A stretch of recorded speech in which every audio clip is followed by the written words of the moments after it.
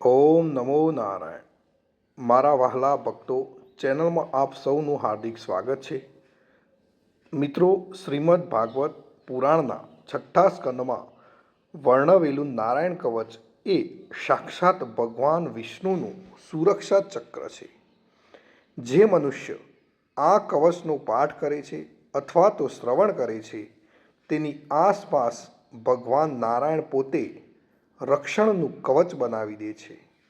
આજના આ પરમ પવિત્ર પાઠને શરૂ કરતા પહેલાં, જો તમે અમારી ચેનલ ઉપર નવા હો તો હમણાં જ ચેનલને સબસ્ક્રાઈબ કરો અને બેલ આઇકન દબાવો, જેથી આવા જ આધ્યાત્મિક અને કલ્યાણકારી વિડીયોની માહિતી આપને મળતી રહે. તો ચાલો આ દિવ્ય યાત્રામાં જોડાઈએ અને પુણ્યના સહભાગી પણ આપણે બનીએ. મિત્રો, પાઠ શરૂ કરતા પહેલાં આપણે સૌ સાથે મળીને શ્રી હરિના ચરણોમાં એક પ્રાર્થના કરીએ. હે લક્ષ્મીપતિ, હે જનાર્દન, આજે અમે આપના આ પરમ શક્તિશાળી નારાયણ કવચનો પાઠ કરી રહ્યા છીએ. હે પ્રભુ, અમારા જીવનના તમામ સંકટો, રોગ, ભય અને નકારાત્મકતાને દૂર કરજો. અમને આત્મબળ અને સુખ શાંતિ અર્પજો. હે વિશ્વના સર્જનહાર, આજે માત્ર અમારા માટે જ નહીં પરંતુ સમગ્ર વિશ્વના કલ્યાણ માટે અમે આપને વિનંતી કરીએ છીએ. આ સૃષ્ટિ પરથી દુઃખ અને ક્લેશ દૂર થાય, દરેક જીવને શાંતિ મળે અને પૃથ્વી પર સુખ સમૃદ્ધિનો વાસ થાય એવી કૃપા કરજો. સર્વે ભવંતુ સુખિનઃ, સર્વે સંતુ નિરામયા એવા ભાવ સાથે અમે આ પાઠ આપણા ચરણોમાં અર્પણ કરીએ છીએ. હવે મિત્રો, આપણે થોડોક સમય કાઢીને કોમેન્ટની અંદર જય શ્રી કૃષ્ણ લખીશું અને પછી મનને સ્થિર કરી ભગવાન વિષ્ણુનું ધ્યાન ધરીને આપણે નારાયણ કવચનો પ્રારંભ કરીએ. ઓમ નમો નારાયણ. ઓમ નમો નારાયણ. ઓમ નમો નારાયણ. ઓમ નમો ભગવતે વાસુદેવાય. મિત્રો, કોમેન્ટની અંદર જય શ્રી કૃષ્ણ લખવાનું ભૂલશો નહીં.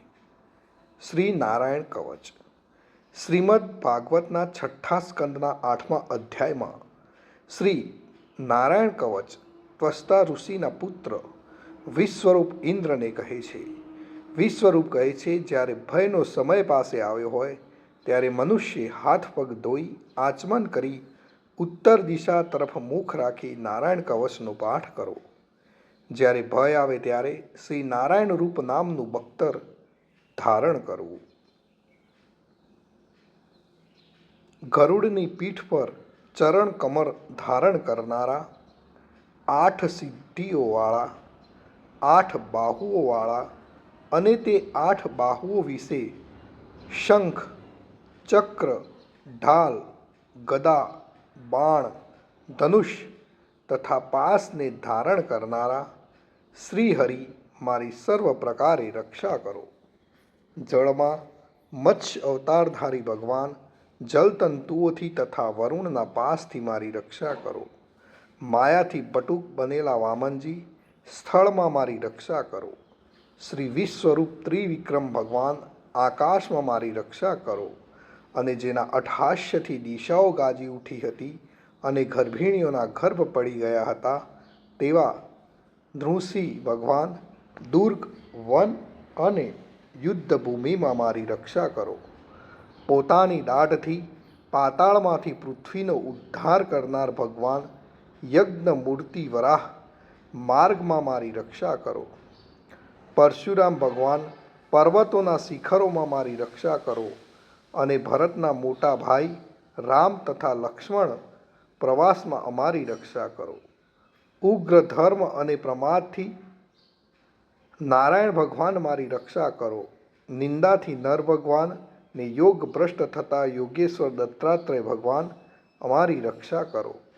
ત્રણેય ગુણોના સ્વામી ભગવાન કપિલ કર્મબંધનથી મારી રક્ષા કરો. સનંત કુમાર ભગવાન કામદેવથી મારી રક્ષા કરો. હયગ્રીહ ભગવાન, રસ્તામાંથી જતા અને દેવોને પ્રણામ ન કરવા રૂપી અપરાધમાંથી મારી રક્ષા કરો. હે દેવર્ષિ શ્રેષ્ઠ મુનિ નારદ ભગવાન, ભગવાનની પૂજામાં જે કોઈ વિઘ્ન નડે તેનાથી મારી રક્ષા કરો. અને કૂર્મ અવતાર શ્રી હરિ, સર્વ પ્રકારના નરકમાંથી મારી રક્ષા કરો. અયોગ્ય ખોરાકથી ભગવાન ધન્વંતરી મારી રક્ષા કરો. જીતેન્દ્રિય ભગવાન ઋષભદેવ, કામ ક્રોધ આદિના ભયમાંથી મારી રક્ષા કરો. યજ્ઞવતારી ભગવાન, લોક અપવાદથી મારી રક્ષા કરો. બલભદ્ર ભગવાન, મનુષ્ય તરફથી થનારા ઉપદ્રવોમાંથી મારી રક્ષા કરો. અને ક્રોધાવેશ સર્પગણોથી શેષ ભગવાન મારી રક્ષા કરો. ભગવાન વેદવ્યાસ, અજ્ઞાનથી મારી રક્ષા કરો. આ પાખંડીઓના ટોળામાંથી ભગવાન બુદ્ધ મારી રક્ષા કરો. ધર્મની રક્ષા કરવા માટે અવતાર લેનાર ભગવાન કલ્કી, કાળના મૂળ રૂપ એટલે કે આ કળિયુગથી મારી રક્ષા કરો. હે કેશવ ભગવાન, પ્રભાતમાં ગદાથી મારી રક્ષા કરો. હે વેણુધર ભગવાન ગોવિંદ, આ સંકટ કાળમાં મારી રક્ષા કરો. ઉદાત શક્તિ નારાયણ ભગવાન, પ્રાહન કાળમાં મારી રક્ષા કરો. અને ચક્રધારી ભગવાન વિષ્ણુ, મધ્યાહ્ન કાળમાં મારી રક્ષા કરો. મધુ દૈત્યને મારનારા ઉગ્ર ધનુર્ધારી ભગવાન વિષ્ણુ, ત્રીજા પહોરમાં મારી રક્ષા કરો. બ્રહ્મા, વિષ્ણુ અને રુદ્ર એ ત્રણ મૂર્તિવાળા ભગવાન માધવ, સાય કાળમાં મારી રક્ષા કરો. ઇન્દ્રિયોના સ્વામી ઋષિકેશ ભગવાન, પ્રદોષ કાળમાં મારી રક્ષા કરો. પદ્મનાભ ભગવાન, કેવળ એક અર્ધરાતથી પહેલાંના કાળમાં અને અર્ધરાતે મારી રક્ષા કરો. શ્રી વત્સસિંહધારી ભગવાન એવા ઈશ શ્રી વિષ્ણુ ભગવાન, પાછલી રાતે મારી રક્ષા કરો. તલવારધારી ભગવાન જનાર્દન, મળસકામાં મારી રક્ષા કરો. દામોદર ભગવાન, સંપૂર્ણ સંધ્યાઓમાં મારી રક્ષા કરો. કાળમૂર્તિ ભગવાન વિશ્વેશ્વર, સૂર્યોદય પહેલાંના કાળમાં મારી રક્ષા કરો. હે પ્રલય સમયના અગ્નિ જેવી તીક્ષ્ણ ધારવાળા ચક્ર, વાયુવાળા અગ્નિથી જેમ સૂકું ઘાસ બળીને ભસ્મ થાય તેમ અમારી શત્રુ સેનાને ભસ્મ કરો. હે વ્રજના જેવા તીક્ષ્ણ સ્પર્શવાળા તણખાઓથી ભરેલી ગદા, તમે ભગવાનને પ્રિય છો. તમે કુષ્માંડ, યક્ષ, રાક્ષસ, ભૂત તથા ગ્રહોનો ભૂક્કો કરી નાખો તથા મારા શત્રુઓના ચૂરે ચૂરા કરી નાખો. હે પંચજન્ય શંખરાજ, શ્રી કૃષ્ણ ભગવાન તમને ફૂંકીને ભયંકર શબ્દ કરે છે અને તેનાથી શત્રુઓના હૃદય કંપે છે. હે પંચજન્ય શંખરાજ, તમે રાક્ષસો, પ્રમથો, પ્રેતગણ, માતૃકાગણ, પિશાચ, બ્રહ્મ રાક્ષસ તથા બીજા ઘોર દ્રષ્ટિવાળાઓને નસાડી મૂકો. હે તીક્ષ્ણ ધારવાળી તલવાર, તમે ભગવાનના હસ્ત દ્વારા પ્રેરાઈને મારા શત્રુઓના સૈન્યને કાપી નાખો. હે સેંકડો ચંદ્ર જેવા મંડળ સમાન ઢાલ, તમે શત્રુઓની આંખોને ઢાંકી દો અને પાપી નજરવાળાઓની પાપ દ્રષ્ટિને હરી લો. અમને ગ્રહોથી, કેતુઓથી, મનુષ્યોથી, સર્પોથી, આ દાઢવાળા પ્રાણીઓથી તથા પાપોથી જે ભય થાય છે તે સૌ તથા જેઓ અમારા સુખમાં વિઘ્ન કરનાર છે તે સર્વે ભયો ભગવાનના નામરૂપ અસ્ત્રના કીર્તનથી જ તુરત જ નાશ પામો. વૈદિક સ્ત્રોતોથી સ્તુતિ કરાયેલ વેદમય તથા સમર્થ ગરુડ ભગવાન, સર્વ સંકટોમાં મારી રક્ષા કરો. તથા વિશ્વસેન ભગવાન પણ પોતાના નામો લેવા વડે સર્વ સંકટોમાંથી મારી રક્ષા કરો. શ્રી હરિના નામ, રૂપ, વાહન અને આયુધો સર્વ દુઃખોમાંથી અમારી રક્ષા કરો. ભગવાનના મુખ્ય પાર્ષદો અમારી બુદ્ધિ, ઇન્દ્રિય, મન તથા પ્રાણની રક્ષા કરો. આ સાકાર નિરાકાર જે કંઈ જગત છે સર્વ ભગવાનનું જ સ્વરૂપ છે. આ સત્યથી મારા સર્વ ઉપદ્રવો નાશ પામો.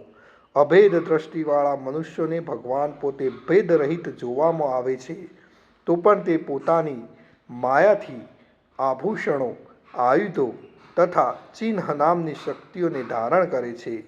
તે સત્ય પ્રમાણ વડે જ સર્વજ્ઞ તથા સર્વવ્યાપક ભગવાન શ્રી હરિ સર્વ પ્રકારના રૂપો વડે સર્વદા અમારી રક્ષા કરો. શ્રી નૃસિંહ નામના ઉચ્ચારણથી જ જળ, વાયુ, અગ્નિ આદિનો પ્રભાવ પોતાના તેજથી દૂર કર્યો છે. એવા લોકના ભયને દૂર કરનાર ભગવાન નૃસિંહ સર્વત્ર ચારો તરફ અમારી રક્ષા કરો. તો મિત્રો, જો આપણે નિત્ય નારાયણ કવચનો પાઠ કરીએ છીએ તો શું ફળ મળે? તો નારાયણ કવચનું ફળ કથન વિશ્વરૂપ કહે છે કે હે ઇન્દ્ર, આ નારાયણ કવચ તમારી આગળ કહ્યું, જે ધારણ કરવાથી તમે શ્રમ વિના અસુરોના અધિપતિઓને જીતશો. આ નારાયણ કવચને ધારણ કરનારો મનુષ્ય નેત્રથી જેના તરફ જુએ અથવા તો પગ વડે જેને જેને અડકે તે તુરત જ બધા જ ભયમાંથી છૂટે છે. આ નારાયણ કવચ ભણનાર પુરુષને કોઈ દિવસ રાજાઓ તરફથી, ચોર તરફથી, ગ્રહો થકી, વ્યાઘ્ર આદિ તરફથી, બીજા કોઈ તરફથી કોઈ પણ પ્રકારનો ભય રહેતો નથી અને તે પૃથ્વી પર નિર્ભય થાય છે. તો મિત્રો, અહીં આપણે નારાયણ કવચનો પાઠ સંપૂર્ણ કરીએ છીએ. હું આશા રાખું છું કે આ પાઠથી આપના મનને શાંતિ મળી હશે. આ વિડીયોને તમારા મિત્રો અને પરિવારજનોને પણ શેર કરજો, જેથી તેઓ પણ ભગવાનની કૃપા મેળવી શકે.